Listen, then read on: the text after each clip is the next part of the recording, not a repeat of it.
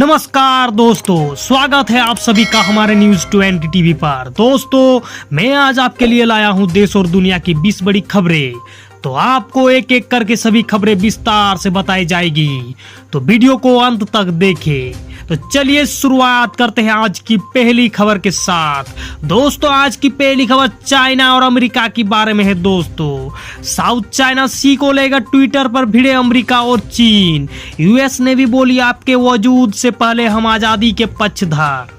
आपको बताते चलो कि दक्षिण चीन सागर लगातार खबरों में रहा है। खासकर पिछले कुछ सालों में अमेरिका और चीन के बीच बड़े रार की वजह से साउथ चाइना सी में तनाव बढ़ता जा रहा है।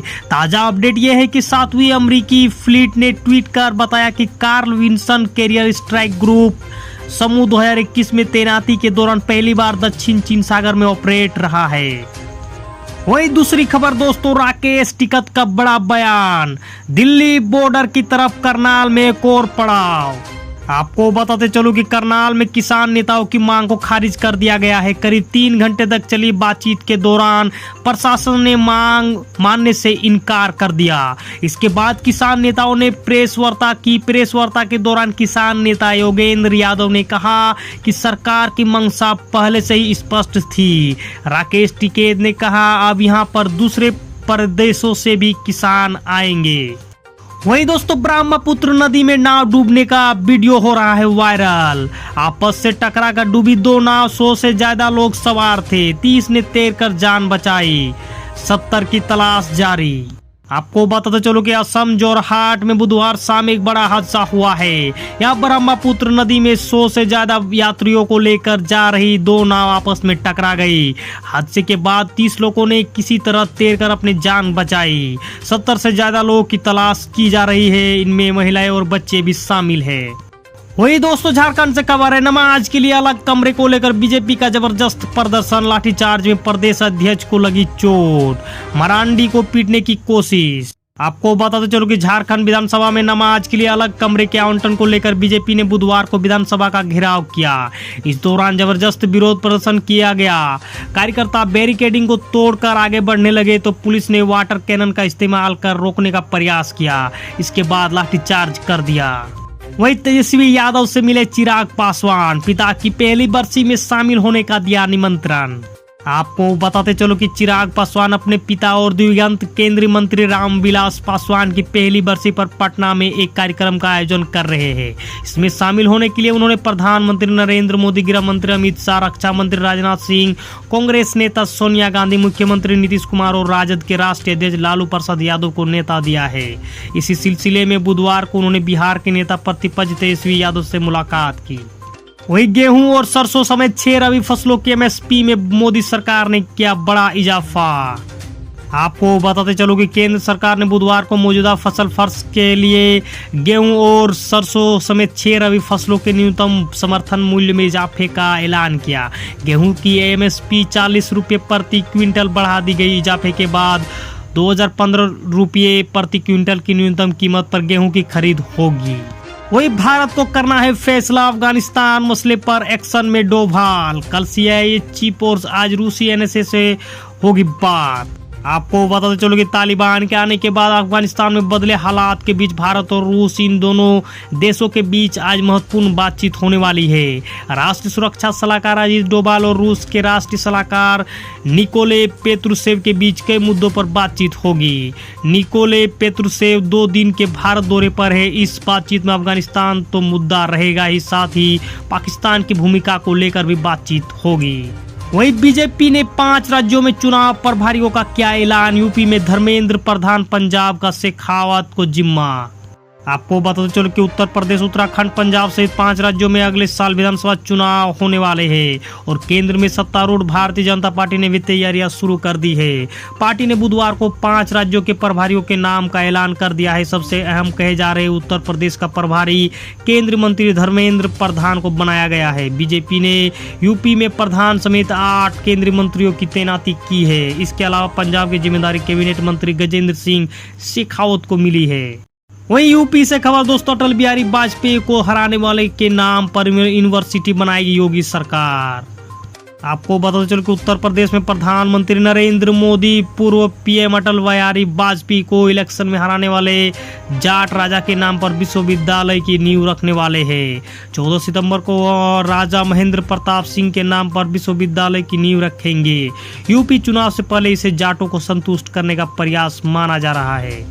वहीं कोरोना से हुई सभी मौतों की वजह मेडिकल लापरवाही नहीं, सुप्रीम कोर्ट ने मुआवजे पर आदेश से किया इनकार। आपको बताते चलो कि कोरोना की दूसरी लहर में हुई मौतों पर सुप्रीम कोर्ट ने अहम टिप्पणी की है और कहा कि दूसरी लहर में कोरोना से हुई सभी मौत की वजह मेडिकल लापरवाही नहीं है। सुप्रीम कोर्ट ने बुधवार को कहा कि अदालतें यह मानकर नहीं चल सकती कि वैश्विक महामारी की दूसरी लहर के दौरान कोविड-19 से हुई सभी मौतें लापरवाही के कारण हुई। वही $50 लाख के इनामी आतंकी सिराज हक्कानी को तालिबान ने बनाया गृह मंत्री। आपको पता चलो कि अफगानिस्तान में तालिबान की सरकार का गठन हो गया। मुल्ला मोहम्मद हसन अंखुद अफगानिस्तान में तालिबानी सरकार के प्रधानमंत्री होंगे। अंतरिम सरकार में सिराज हक्कानी को आंतरिक मामलों का मंत्री बनाया गया है, वहीं मुल्ला याकूब को रक्षा मंत्री बनाया गया है। वहीं पाकिस्तान बॉर्डर से महज 40 किलोमीटर दूर उतरेंगे वायुसेना के फाइटर प्लेन। आपको बताते चलो कि राजस्थान के जालोर में भारतीय एयरफोर्स की ओर से युद्ध और आपात स्थिति में नेशनल हाईवे पर जंगी जहाजों को उतारने के लिए NH 925A हाईवे पर 32.95 करोड़ की लागत से 3 किलोमीटर लंबी हाईवे पट्टी बनकर तैयार हो गई है। जालोर जिले के चितुलवाना में NH 925A पर भारतमाला परियोजना के तहत भारतीय वायुसेना को ऐसा पहला नेशनल हाईवे मिलने जा रहा है।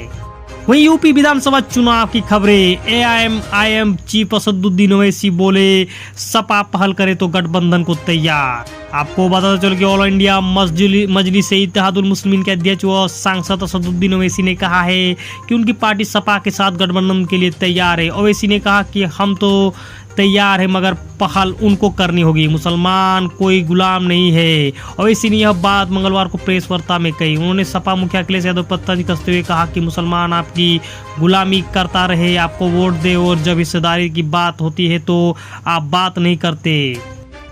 वही भवानी पर उपचुनाव। दोस्तों ममता बनर्जी आज से शुरू करेगी चुनाव प्रचार, शुभेंदु अधिकारी ने उड़ाया मजाक। आपको बताते चलो कि दोस्तों भवानीपुर उपचुनाव होने वाले हैं, इसको लेकर शुभेंदु अधिकारी ने मजाक उड़ाया है। पश्चिम बंगाल की मुख्यमंत्री ममता बनर्जी चुनाव प्रचार शुरू कर रही है। बंगाल में 30 सितंबर को 3 सीटों पर उपचुनाव होने वाले हैं। 3 अक्टूबर को वोटों की गिनती होगी। ममता भवानीपुर सीट से उपचुनाव में उतर रही है।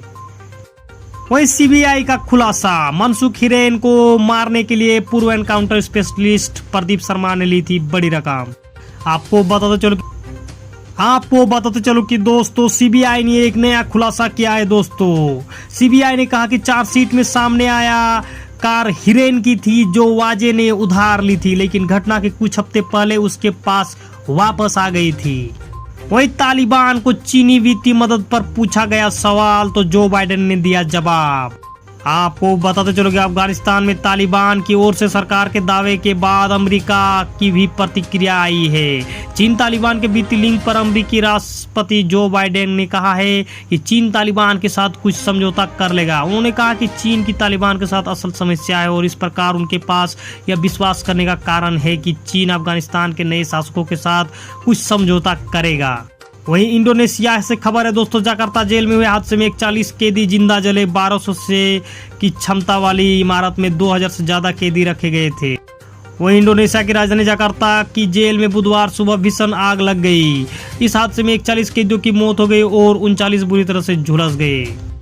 वहीं मैक्सिको में भीषण भूकंप का वीडियो हो रहा है वायरल। तीव्रता के झटकों से हिला देश, लोग सड़कों पर आए, ट्रेनें हिली और बक्सर मैच छोड़कर रिंग के पीछे दुबक गए। आपको बता चलो कि नॉर्थ अमेरिका देश मैक्सिको में रात भीषण भूकंप आया। इसकी तीव्रता रिएक्टर पैमाने पर 7.0 रही। झटके इतने तेज थे कि लोग घबराकर अपने परिवार के साथ सड़कों पर आ गए। वहीं तालिबान ने फिर कहा शरिया कानून से चलेगा अफगानिस्तान, अब कोई देश ना छोड़े। आपको पता चलो कि अफगानिस्तान की राजधानी काबुल पर कब्जे के 22 दिन बाद तालिबान अपनी सरकार का ऐलान कर दिया है। तालिबान के मुख्य प्रवक्ता जबीहुल्लाह मुजाहिद ने मंगलवार को प्रेस कॉन्फ्रेंस में इसकी जानकारी दी। इसके साथ ही तालिबान ने अफगानिस्तान को लेकर अपनी नीतियां बताती है। तालिबान ने फिर से साफ कर दिया कि शरिया कानून के तहत ही अफगानिस्तान में सरकार चलेगी। वही तालिबान से दोस्ती पर अमेरिका के ही बनाए एयरबेस से उसकी मुश्किलें बढ़ाएगा चीन। आपको बता चलो कि अपने प्रभाव का विस्तार करने और अमेरिका को शर्मिंदा करने के लिए चीन अफगानिस्तान में बगराम के पूर्व अमेरिकी एयरबेस पर नजर गड़ाए हुए है। यूएस न्यूज ने पॉल डी सिंकमैन के हवाले से कहा कि चीन ने अफगानिस्तान में नई तालिबान सरकार के साथ मैत्रीपूर्ण संबंध बनाए हैं और अब वह प्रभाव बढ़ाने और अमेरिका को शर्मिंदा करने के लिए नई तरीकों का विचार कर रहा है। तो दोस्तों आज के लिए बस इतना ही। दोस्तों अगर हमारी वीडियो आपको पसंद आए तो वीडियो को लाइक करें, शेयर करें और सब्सक्राइब करें दोस्तों। और इस तरह का डेली न्यूज अपडेट पाने के लिए बेल आइकन को दबाना ना भूलें। नमस्कार, आदाब, सत श्री अकाल, जय हिंद, जय भारत।